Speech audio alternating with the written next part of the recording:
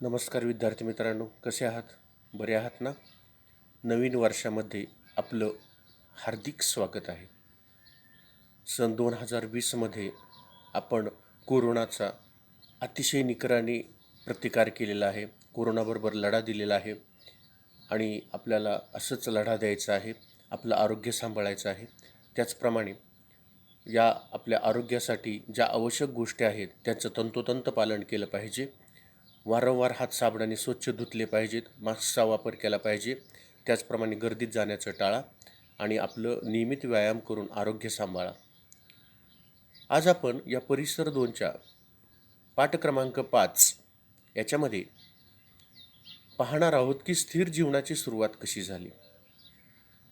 मला वाटते सन 2020मध्ये आपणही या कोरोनामुळे डिस्टर्ब झालो होतो. आपणही त्रासलो होतो, परंतु आपण याचा सामना करत असताना आपणसुद्धा या आजाराशी कशाप्रकारे निकराने लढा दिला आणि आता आपण स्थिर झालो आहोत. मग आपल्याही जीवनाची स्थिर सुरुवात झालेली आहे. अशाच प्रकारची सुरुवात अनादी कालापासून ज्यावेळी माणसांना कोणत्याही गोष्टीचा शोध लागला नव्हता. इतिहासामध्ये जर डोकावून पाहिलं आपण तर इतिहास काळामध्ये काही गोष्टींची सुरुवात ही नव्यानंच होणार होती. दैनंदिन लागणाऱ्या ज्या काही गोष्टी आहेत या गोष्टींचं मानवाला त्या काळामध्ये ज्ञान नव्हतं आणि मग काय करत होता माणूस, तर त्याच्यासाठी तो नवनवीन शोध लावण्याचा प्रयत्न करत होता. म्हणजे पहा बरं तुम्ही, साधारणतः कल्पना करा की हजारो वर्षापूर्वी कोणत्याही गोष्टीचा शोध लागला नव्हता. मग त्याला ह्या ज्या दैनंदिन गरजेच्या वस्तू आहेत तर तो कसा बनवत असेल? तर अश्मयुग म्हणजे काय हे आपण मागील पाठांमध्ये पाहिलेलं आहे. अश्म म्हणजे साधारण, अश्म म्हणजे काय, तर अश्म म्हणजे दगड.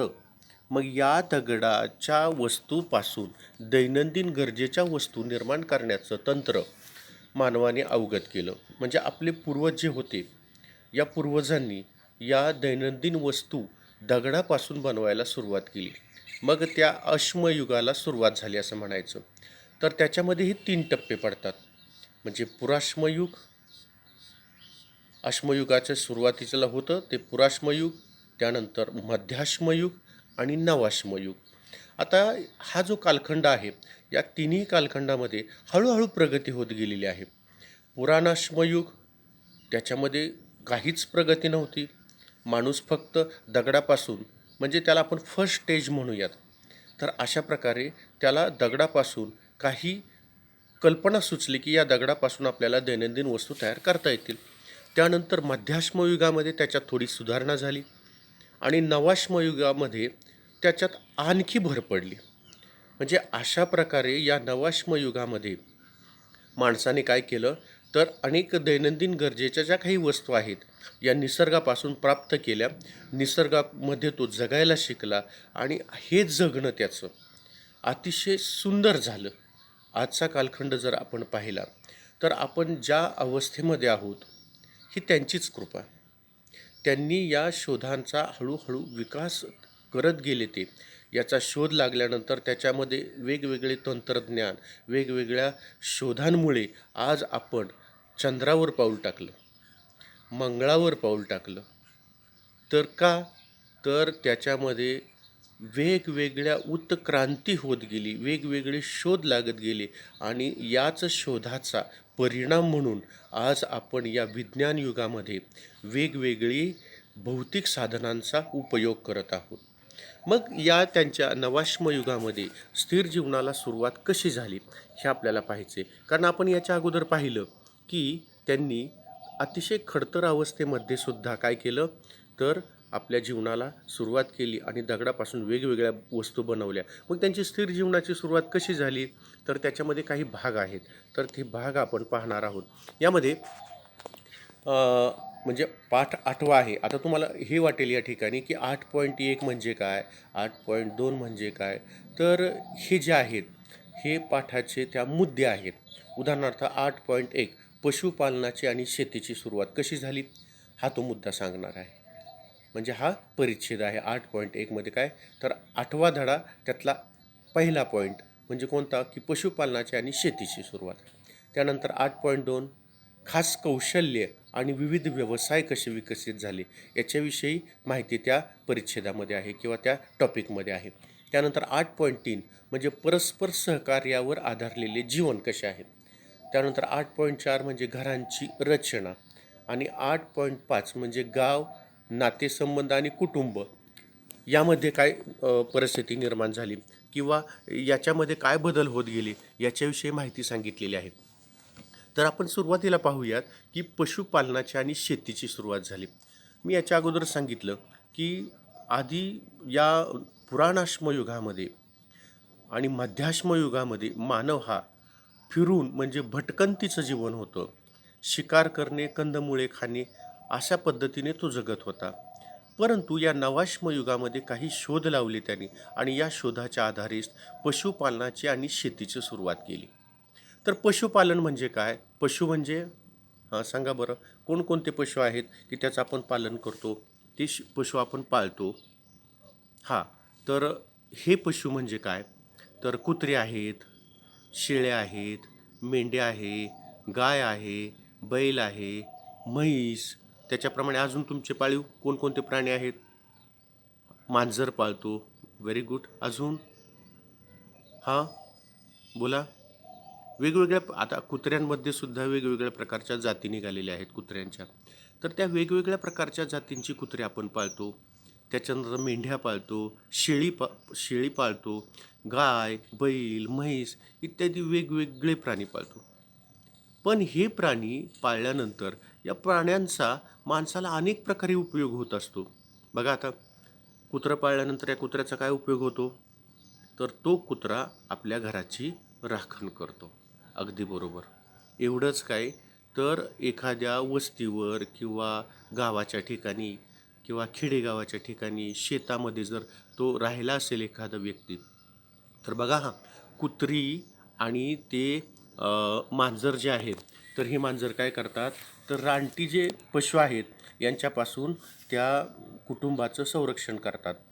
उदाहरणार्थ एखादा साप निघाला किंवा एखादा नाग निघाला तर ती कुत्री काय करतात त्याला भुंकून तिथून पिटाळून लावतात किंवा त्याला मारतातही. मांजरही तसंच करतं. म्हणजे तो काय करतो की माणसांचं संरक्षण करतो. एवढंच नाही, एखाद्या वेळी चोर आले घराकडे तर ही कुत्री भुंकून कुत्र्याला वास येतो की अनोळखी व्यक्ती त्या घराकडे आलेली आहे. मग त्या वस्तीचं संरक्षण करण्याचं काम हा कुत्रा करतो. त्या घराचं संरक्षण करण्याचं काम हा कुत्रा करत असतो.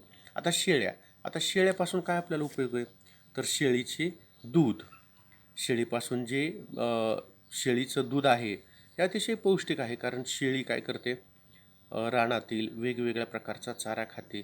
त्याच्यामध्ये वेगवेगळ्या प्रकारचे जे काही घटक आहेत उदाहरणार्थ गवत असेल, त्यानंतर वेगवेगळ्या प्रकारचे काही पाला असेल. तर हा जो पाला आहे हे जे गवत आहे वेगवेगळ्या प्रकारच्या वनस्पती आहेत.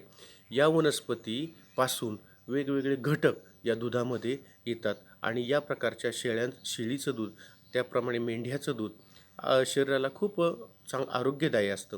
यानंतर गाईचं दूध असेल, तूप असेल हे अतिशय पौष्टिक आणि त्याचप्रमाणे आपल्या आरोग्याला अतिशय चांगल्या प्रकारचं पोषक असं असतं. याप्रमाणे म्हैसीचं दूध आहे. बैल काय करतो तर बैल शेतामध्ये नांगरतो, शेतातली मशागत करतो, वेगवेगळ्या प्रकारची कष्टाची कामं करतो. हे सर्व प्राणी माणसाला अनेक प्रकारे उपयोगी पडतात. आता हे प्राणी माणसाळावायचे म्हणजे काय करायचे की आपल्याबरोबर अगोदर हे सर्व प्राणी जंगलातील प्राणी होते. ते काय लगेचच माणसाळले गेले नाहीत, माणसात आले नाहीत. हे सर्व प्राणी जंगलामध्ये राहत होते.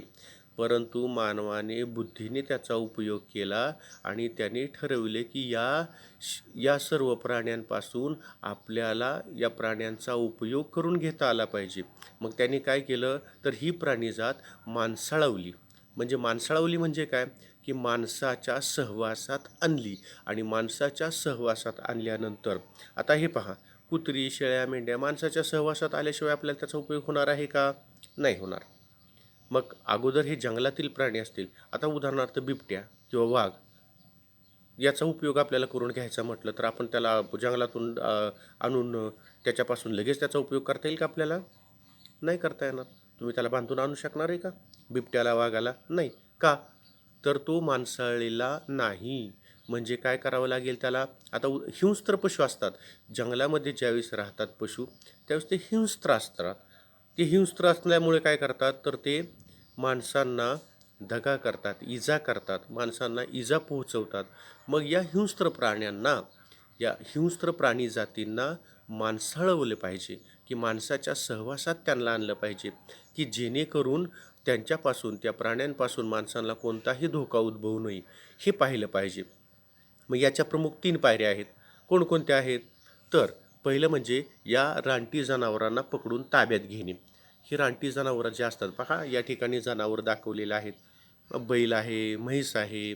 तर या रानटी प्राण्यांना, जनावरांना पकडून आपण ताब्यात घ्यायचं. बरोबर? या आधुनिक काळातील बैल आहे आणि हा बैलांचा पूर्वज असलेला रानबैलाचं कल्पनाचित्र केलेलं आहे. हा जो रानबैल होता हा पूर्वीच्या काळी होता. जंगलात राहणारा, रानात राहणारा, म्हणजे असा भटकत राहणारा हा पूर्वीचा बैल, रानबैल. परंतु माणसाळावने त्या माणसाने काय केलं, त्याला माणसाळवलं आणि हा आधुनिक काळातील बैल तयार झाला. मग सुरुवातीला काय करायचं की रानटी जनावरं पकडायची, पकडून त्यांना ताब्यात घ्यायची. यानंतर पुढे काय करायचं की त्या जनावरांना माणसासोबत राहण्याचं वळण लावायचं. कारण हे हे जे जनावर असतं हे जनावर जंगलात राहणार असतं. मग या जंगलात राहणाऱ्या जनावरांना काय करायचं असतं, माणसांसोबत राहण्याचं वळण लावायचं असतं. वळण लागल्याशिवाय त्यांच्याकडून आपल्याला कामं करून घेता येणार नाहीत. जंगलातून पकडून आणलं लगेच कामाला लावलं असं होतं का? नाही. तर त्याला माणसांसोबत राहण्याचं अगोदर वळण लावायचं. मग तिसरी स्टेप काय आहे किंवा तिसरी पद्धत काय आहे की त्यांच्यापासून दूध, दुभते इत्यादी पदार्थ मिळवायचे आणि त्यांच्याकडून कष्टाचे कामं करून घ्यायची. त्यांच्याकडून दूध, दुभतं काहीतरी मिळवायचं.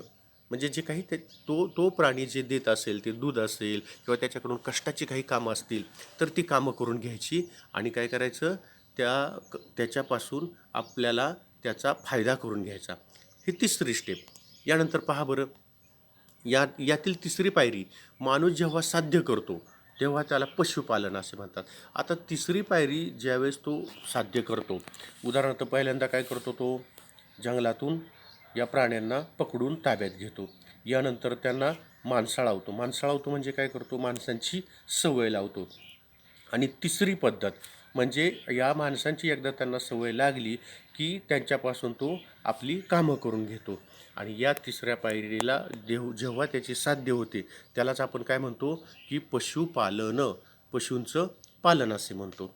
आता 6व्या पाठात आपण पाहिलंच होतं की मध्याश्म युगातील माणसाने कुत्रा माणसाळविला. मध्याश्म युगामध्ये माणसाने काय केलं तर कुत्रा माणसाळावला म्हणजे काय, तर त्याने माणसाच्या सहवासात आणल्यानंतर त्याचा हिंस्त्रपणा जो आहे हा कमी झाला. आता पहा की माणसाने ज्यावेळेस कुत्रा माणसाळविला, कुत्रा हा माणसाळलेला पहिला प्राणी. सुरुवातीला काय झालं तर या माणसाने मध्याश्म युगामध्ये जंगलातून पकडून एक कुत्रा आणला आणि त्या कुत्र्याला माणसाबरोबर राहण्याची सवय लावली. म्हणजे हा माणसाळलेला कुत्रा आहे. म्हणजे माणसाच्या सहवासात हा कुत्रा आलेला आहे. तो पहिला प्राणी आहे. शिकार करताना माणसे कुत्र्याचे सहाय्य घेत असत. आता हा कुत्रा मूळतः जंगलातला आणि त्याची घ्राणेंद्रिय, कुत्र्याला कोणत्याही शिकारीची किंवा त्याचे वास घेण्याची क्षमता अतिशय चांगली असते. म्हणून याचा उपयोग काय केला माणसाने, तर शिकार करताना ही माणसं त्या कुत्र्याचं सहाय्य घेत असत. कुत्र्यानंतर काय झालं, पुढं शेळ्या, मेंढ्या ह्यासुद्धा माणसाळवल्या गेल्या. या कुत्र्याच्या सहाय्याने तो शिकारीला तर गेला.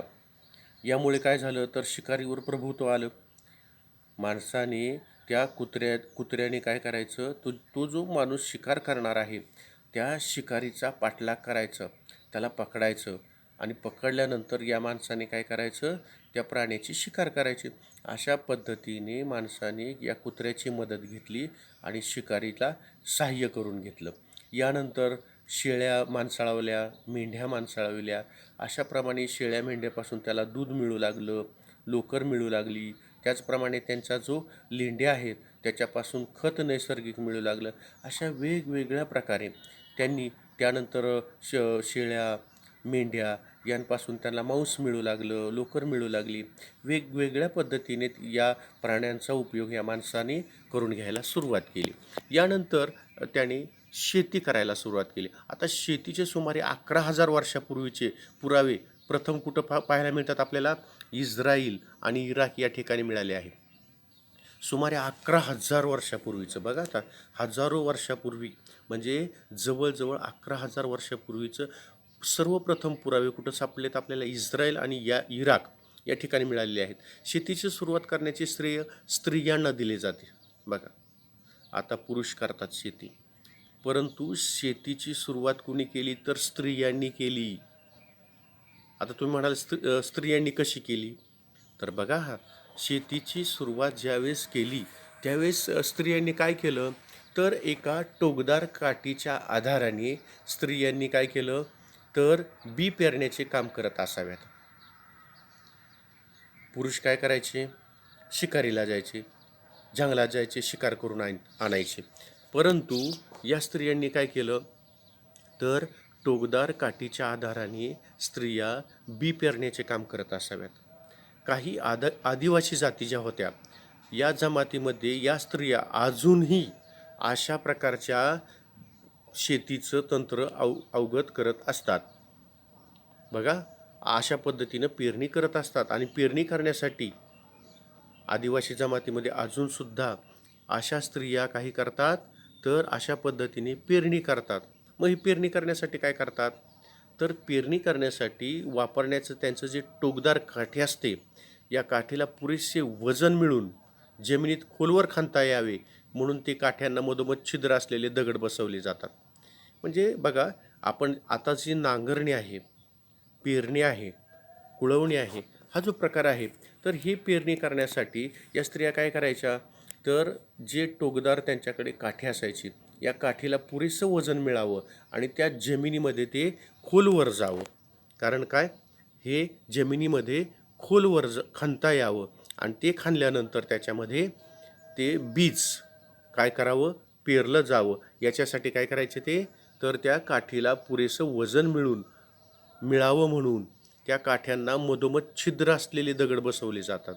त्या काठ्यांना मधोमध छिद्र असलेले दगड बसवायचे की त्याच्यामुळे त्याचं जे वेट आहे, त्याचं जे वजन आहे, हे वजन वाढायचं आणि शेतामध्ये खोलवर जमिनीत खणता यायचं. आणि खोलवर जमिनीत खणता आल्यानंतर त्याच्यामध्ये ते बीज पेरलं जायचं. अशा पद्धतीने ह्या शेतीची सुरुवात करत असताना यामध्ये या ठिकाणी तुम्हाला दिसते बघा चित्र, की पेरणीसाठी वापरायची टोकदार काठी आणि छिद्राचा असलेला तो दगड. पहा, या ठिकाणी दिसतंय तुम्हाला? हां, अशा प्रकारची काठी असायची आणि हा जो दगड आहे तो गोलाकार दगड या ठिकाणी बसवला जायचा की जेणेकरून हे बीज खोलवर जमिनीमध्ये नांगरता यावं, हे बीज जमिनीमध्ये गाडलं जावं आणि त्याच्यापासून छानसं शेती किंवा ह्या शेतीला किंवा हे बीजाचं अंकुरण व्हावं, अशा पद्धतीची सुरुवात त्यांनी केली. आता काय व्हायचं? शेतीच्या कामामुळे लोकांना वर्षातील बहुतेक काळ एके ठिकाणीच राहणे भाग पडले. हे आपण गेल्या पाठात पाहिलेलंच आहे. आता ह्या शेतीच्या कामामुळे लोकांना काय करावं लागायचं? तर बहुतेक काळ एके ठिकाणीच, कारण शेतीचं पेरणी आली, नांगरणी आली, त्याच्यानंतर कुळवणी आली, परत शेतीचं राखण करायचं आणि हे पीक मोठं झाल्यानंतर त्या पिकाची मळणी करायची. अशा पद्धतीमुळे त्यांना एका ठिकाणी वर्षातील बहुतेक काळ हा एकाच ठिकाणी राहायला भाग पडायचा. हे आपण पाठीमागच्या तासाला पाहिलेच आहे. आता प्राण्यांनी ओढलेल्या नांगराने नांगरणी करू लागल्यानंतर शेतीच्या उत्पादनात वाढ झाली. प्राणी काय करायचे? तर नांगराने काय करायचे? नांगरणी करायची. आता माणसामध्ये आणि प्राण्यांमध्ये फरक आहे.